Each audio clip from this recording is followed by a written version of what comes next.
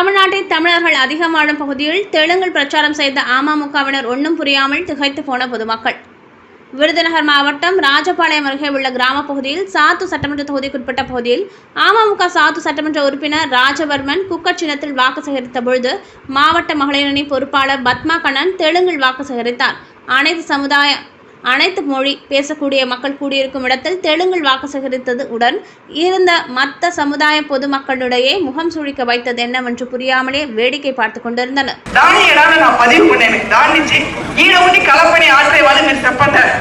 Criticise పనముంది ఎప్పుడు మీద அடுத்த వాళ్ళు ఎంటనే యోచించి మాట్లాడాలా ఓర్మే మీకెంత మన జనాలు తెలుగు జనాలు అందరూ రావాలంట ఎంఎస్ఆర్ రాజవర్మన్ మారి మనుషులతో ఉరిమని అడగచ్చు. మీరు అడగంటే నా పెట్టి మన సత్తని పెట్టి అడుగుతాను.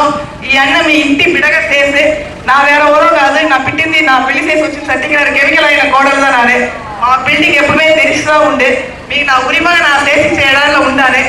మన బిడ్డలు అందరూ పిల్లలు వచ్చిన అంతా అన్నదమ్ములుగా అంతా వెళ్ళి అడిగి పోసేది. చిన్న చిన్న బిడ్డలుగా మాట్లాడాలి. మన రైట్స్ వచ్చి మాట్లాడేది తప్పులేదు.